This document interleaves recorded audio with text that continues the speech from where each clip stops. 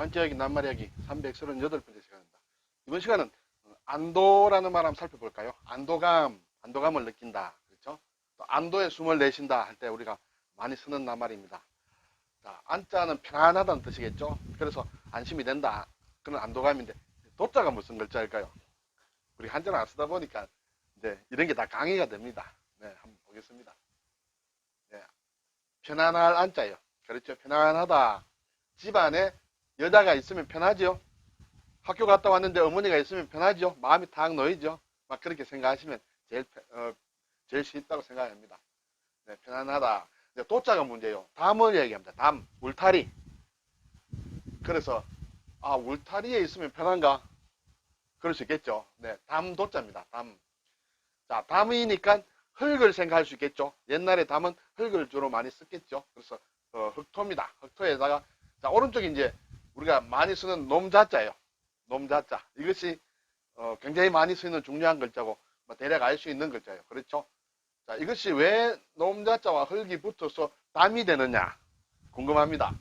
그러면 이놈의 정체를 알면 되겠죠. 놈자자 보겠습니다. 놈자자는 옛날 글자를 보면 이런 모양이에요. 이런 모양을 보고 어떤 생각이 들겠어요? 학자마다 생각이 물론 다르겠죠. 자, 일반적으로 이 위에 있는 부분은 나뭇가지를 이렇게 많이 쌓아놨다. 그리고 아래에 있는 부분은 어떤 그릇이다. 그릇 위에 나뭇가지를 쌓았다는 것은 막 그릇을 모을 수도, 그릇에 나무를 담아 놓을 수도 있을 거고, 아니면 뭔가 밥을 짓거나 뭘 하기 위해서 불을 떼기 위해서 어떤 화로 위에 나무를 쌓아놨다. 그렇게 생각할 수 있겠죠. 저는 그렇게 하겠습니다. 그래서 화로 위에 나무를 많이 쌓아놓은 것이다. 결국은 많이 쌓았다, 모여있다라는 그런 뜻을 가지고 있다는 것이죠. 그렇게 되면 흙을 이렇게 많이 쌓아놨다, 그런 뜻이 되겠죠. 흙을 이렇게 많이 쌓으면, 높이 쌓으면 담이 되겠죠. 그래서 담도입니다. 이 글자는 지금 자자이지만 원래 도라는 발음도 많이 가지고 있습니다. 자, 다시 볼까요? 자, 이 글자와 관련돼서 파생된 글자가 굉장히 많습니다. 그 중에 우리가 가끔 볼 수 있는 글자가 있고, 이 글자도 많이 볼 수는 없지만은 쓸 수 있는 그런 글자예요. 자, 여기에 불을 뜻하는 연화발이에요. 자, 뭔가 불을 피우기 위해서 나무를 쌓아놨다. 그 아래에 다시 불을 붙였다. 그러면 뭔가 삶는다는 뜻이에요. 삶을 자자예요. 네, 그리고 그 위에는 도자로 발음이 많이 납니다. 많이 쌓았다, 많이 모여있는, 사람이 많이 모여있는 읍이다, 동네다. 무부방은 읍을 뜻하죠. 그게 도시라는 뜻이에요. 그래서 도읍지도 되겠죠. 자, 이것은 죽인다는 뜻이에요. 우리가 도살한다, 그리고 사람을 도륙을 낸다 할 때 죽인다는 뜻이에요. 글쎄요, 많은 사람들이 이렇게 죽는다, 시체가 된다, 그렇게 볼 수도 있겠죠. 도살이라면 이거 훔칠 도자를 해가지고 이 도살을 쓸 수도 있어요. 위에 도살은 짐승을 많이 죽이는 거, 소나 양이나 이렇게 도살장 있지 않습니까? 도살장에 끌려간다 이런 얘기가 있는데 그때 이 도살을 씁니다. 그렇지만 아무도 모르게 몰래 죽이는 것을 도살이라고 합니다. 이것은 허락을 받지 않고 이렇게 하는 것을 죽이는 걸 도살이다 한다, 이렇게 되겠죠. 자, 여기에는 또 상당히 복잡한 듯 보이지만 놈자자만 제대로 알면 왼쪽에는 조개패예요. 돈을 얘기하죠. 돈을 많이 모았어, 돈을 많이 태웠어, 많이 걸었다. 도박하기 위해서, 도박한다는 뜻이에요. 도박하려면 돈을 많이 내놔야 되겠죠. 자, 이것은 이것도 도자입니다. 전부 발음이. 자, 이것을 빼고 나면 왼쪽에 눈목자가 보입니다. 오른쪽에는 볼견자예요. 이 두 글자는 같은 글자예요. 어떤 데 쓰느냐? 우리가 씁니다. 목도했다 할 때 내가 본다는 뜻이에요. 내 눈으로 목도했어, 또 확실히 봤다 할 때 목도라고 합니다. 네. 그러므로 이것은 눈이 많이 모였다, 많이 본다, 확실히 봤다, 그런 뜻으로 될 수 있겠습니다. 네. 그래서 자, 이 도자는 많이 모여있다, 흙이 많이 쌓여있는 곳이 담이다, 이렇게 되겠죠. 안도. 그러면 안도라는 것이 왜 편안하냐 하는 것을 보겠습니다. 사전을 보니 편안한 울타리에 있다. 자, 뭔가 굉장히 상황이 어려운데 앞에 담벼락이 딱 있으면, 뒤에 있으면 안전하죠. 그런 뜻이라고 볼 수 있습니다. 밖에 막 짐승들이 온다, 또는 이상한 사람들이 다닌다 할 때 그 튼튼한 담 뒤에 있으면 안전합니다. 그것을 뜻합니다. 편안한 울타리 속에 있다. 담 뒤에서 편안하다, 그런 뜻이겠죠. 그리고 자기가 사는 곳에서 편안하게 지내는 것을 안도합니다. 불안이 가시고 마음을 놓는다. 그렇게 되면 이제 마음이 놓여지죠. 그래서 안도의 숨을 내쉰다.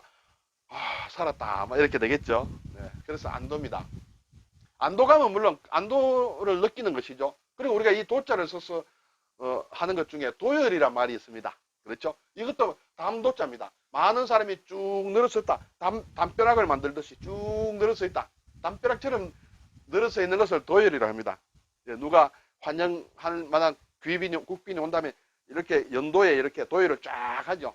또는 누가 들어온다, 어떤 입장을 한다 할 때 문을 들어오면 양쪽으로 도열을 해 있다 할 때 이런 도열입니다. 대열을 얘기합니다. 사관학교 학생들이 이렇게 도열을 딱 하고 있습니다. 담도자입니다. 담을 생각하면 됩니다. 안도와 도열은 같은 도자를 쓴다. 자, 안도와 하면 안심이 됩니다. 안심이 되는 게 또 중에 하나가 반석이라는 게 있습니다. 얼마 전 우리 구독자님께서 이 반석과 이 반석이 어떤 차이가 있는가 한번 좀 풀어봤으면 좋겠다. 그래서 제가 이 안도라는 말을 할 때 같이 한번 넣어봤습니다. 반석입니다. 반석. 넓고 편편한 바위를 반석이랍니다. 너럭바위. 그렇죠? 근데 이 글자는 두 개 다 같이 써도 됩니다. 발음이 같습니다. 뜻도 같습니다. 네, 반석. 이거 반과 편편한 큰 바위를 얘기한다. 그래서 아주 믿음직스럽고 든든한 것을 반석이라 하죠. 집을 세우는데 반석 위에 세우면 무너지지 않죠. 모래 위에 세우면 넘어집니다. 네, 반석 튼튼합니다. 그래서 반석 같은 국방태세. 또 기독교에서는 보면 만세반석이라는 그런 용어도 나옵니다. 만년 동안 영원히 무너지지 않는 든든한 바위를 얘기한다. 이렇게 되겠죠. 자, 여기에 보면 이 너럭바위가 있습니다. 이 반석처럼 보입니까?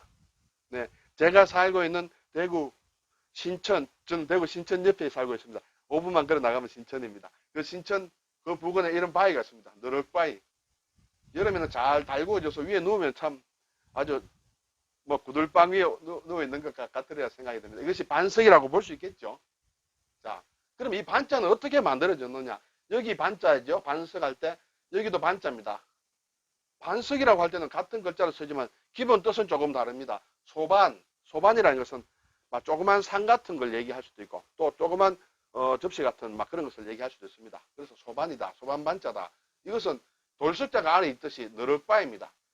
그리고 옮기다, 또 쟁반이라고 할 때 이 반자가 있는데 이 모든 것의 기본이 되는 게 이 돌다반입니다. 돌다, 돌아간다. 어떻게 돌아가느냐? 배가 있습니다. 그렇죠? 배가 있고 오른쪽에는 창수가 있어요. 창수라는 것은 어떻게 긴 막대를 얘기합니다. 여기 손을 잡고 있다. 그래서 예를 들어서 강가에 또는 바닷가에 배가 있는데 긴 상아대로 이렇게 밀고 이렇게 앞으로 나아갈 수 있습니다. 배를 돌 수도 있겠죠. 그래서 돌다 이렇게 돌반이 됩니다.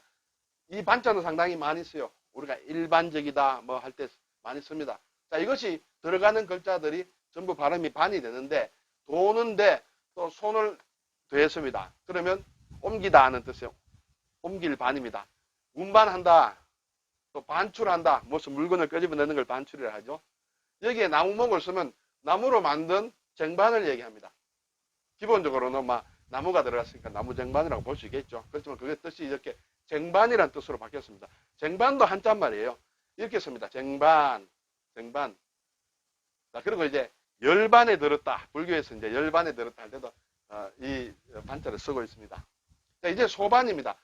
자, 소반은 기본적으로는 막 어떤 그릇을 얘기할 수 있습니다. 여러 가지 그릇을 얘기할 수 있는데 또 우리가 공작 기계에서 선반 있죠. 선반 작업을 가공을 할 때 이렇게 돌선자를 쓰고 소반반자를 써서 선반 기계를 얘기하기도 합니다. 그러면 이 반자와 소반반자와 너럭바위 반자가 전부 똑같이 쓰이느냐? 그렇지는 않습니다. 아무래도 기본 뜻이 다르기 때문에 쓰는 용례가 조금 다릅니다. 어떻게 다르냐 하면 자, 보세요. 낙반했다. 집안이 무너지는 것을 낙반했다는 것이죠. 붕괴되는 것을. 그때는 이 반자 써도 되고 이 반자 써도 됩니다. 그리고 집안이다. 땅에 기반되는 것을 이렇게 써도 됩니다. 둘 다 같이 씁니다. 그리고 반석이다 할 때도 있습니다. 그렇지만 이것은 보면 돌이나 땅과 관련된 경우에는 이 두 개를 같이 씁니다. 그러나 돌이나 땅과 관련되지 않을 경우에 일반적으로는 반자를 이것을 씁니다. 이것은 특별히 돌이나 어떤 튼튼한 땅 같은 걸 얘기할 때 이 글자를 쓴다.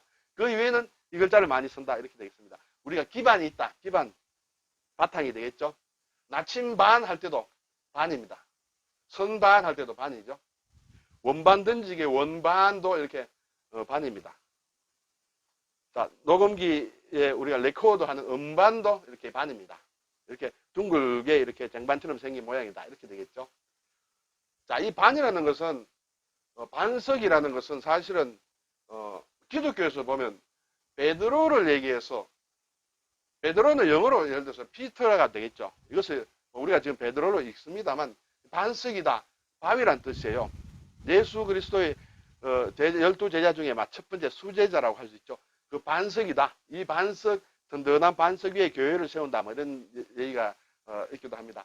그런데 여기에서 나온 말이 우리가 석유라고 할 때 페트롤륨이라고 합니다. 이 페트롤륨의 페트가 피타 똑같은 말입니다.